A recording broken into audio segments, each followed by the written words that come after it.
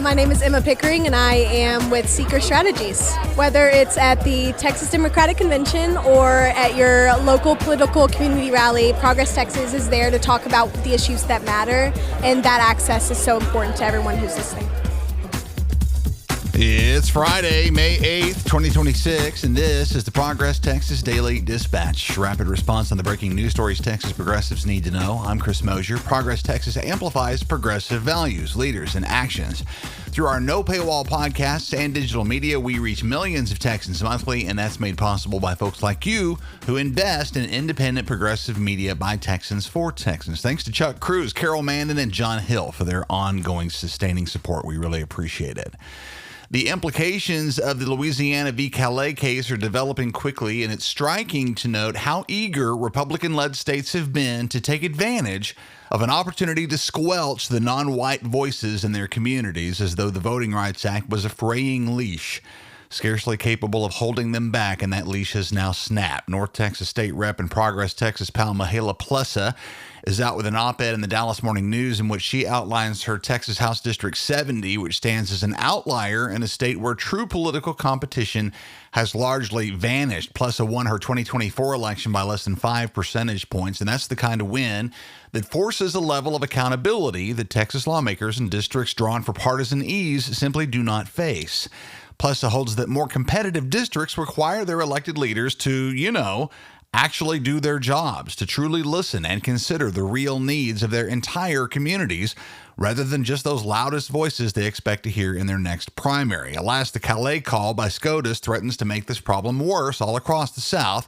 By striking down maps intended to provide fair representation from minority communities, the court has signaled to Texas Republicans that they now have more room to manipulate district lines in order to keep their now 30-year stranglehold on our state. Plessa says balanced legislatures lead to better outcomes. For example, in 2001, when the House and Senate were nearly evenly split, lawmakers were forced to build coalitions to pass meaningful legislation on education, healthcare, infrastructure, and more. Today, as Texas families are being squeezed by rising costs and a looming existential water crisis, the Calais decision will allow the Texas GOP to instead focus on their own political self-preservation. Real reform requires districts that belong to the people, not to the politicians who draw them. Just east of Texas, Louisiana itself is another prime example of the damage done by the Calais call. Emily Topping at Current Affairs says a hostile takeover of the congressional maps next door is underway via the abrupt suspension of House primaries in order to redraw districts in favor of the GOP, whereby Governor Jeff Landry is now much more free to dilute the black vote and silence progressive voices of all stripes in the South, including in its few liberal hubs like New Orleans, where there's a case worth looking into for progressives everywhere, including here in Texas. Calvin Duncan is a formerly incarcerated black man who recently won a landslide victory to become the clerk of the Orleans Parish Criminal District Court, only to see the powers that be at the state level target that position for total elimination before he could be sworn in. A blatant retaliatory strike against a person deemed unworthy by Louisiana's Republican regime of even daring to seek political power.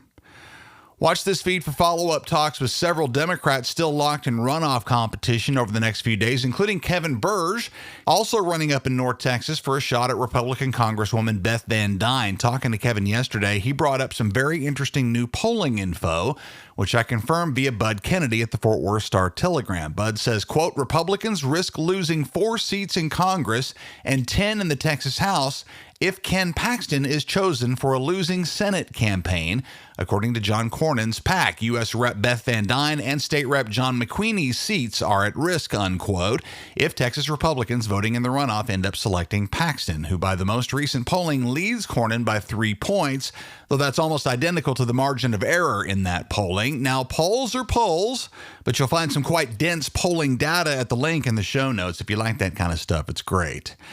Sticking with Ken Paxton for a minute here, it's clear which voters he's courting for the runoff, as the Texas AG's office is in a full court press, making sure your kid has a nice view of the 10 Commandments from their desk at school. KHOU TV in Houston says Paxton is escalating the fight over religious influence in public education, launching a sweeping investigation into several Texas school districts, including major hubs like Houston, Cy-Fair, and Conroe ISDs, to force those districts to comply with Senate Bills 10 and 11 2011, which required the display of the Ten Commandments in every classroom and mandate that districts vote on implementing designated prayer times. All of this is happening, let's recall, while Texas has also now successfully infused Bible stories into public school curricula.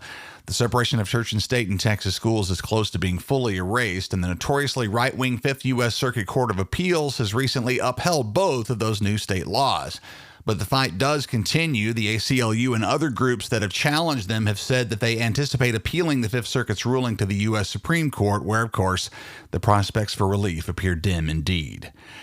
As we near the end this Friday, we've talked this week about efforts by the owners of Texas summer camps to stay open despite the devastating flood of last July 4th, and with the blessing of both Lieutenant Governor Dan Patrick and House Speaker Dustin Burrows to sidestep a requirement that they install more resilient internet infrastructure in order to prevent communications blackouts, which made last year's tragedy all the more deadly. Jack Fink at CBS News says the Texas Department of State Health Services has caved on that new camp safety law requiring fiber optic connections to camp properties, which have proved difficult for many of them to meet. Only 9 of the roughly 300 camps initially securing licenses for the 2026 summer season met that requirement, which has become a textbook example of lazily written one-size-fits-all governance, ultimately failing the kids it was meant to protect. Under the new agreement, the fiber optic requirement is suspended until next year, and the camps in question can now utilize alternative high-speed options like satellite or cellular networks to fulfill their safety requirements. Those solutions,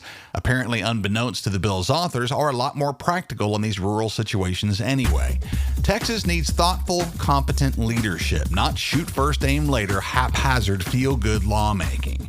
The statewide primary runoff elections are scheduled for May 26th. Early voting in the runoff begins on May 18th in just 10 days. See our carefully crafted GoVoteTexas.org for everything you need to know about voting in Texas. And there's a nice online tool from the Texas Tribune that shows you exactly who will be on your runoff ballot based on your address and party. Both of those are linked in the show notes. We have not one but 2 live events on the calendar right now in both Dallas and the Houston area. First, Progress Texas will be hosting a live podcast in Cypress in less than 2 weeks. Come join us in Northwest Harris County as we do a first 6 months check-in with the Cy-Fair ISD school board members who made national news last year when they beat back the Christian nationalists. Be sure to sign up on the Progress Texas event page at our website and join us Wednesday evening, May 20th at Creekwood Grill in Cypress. The event is free thanks to our sponsors, Sean Finney, the Honorable Leslie Briones, and Otis Ebigaro.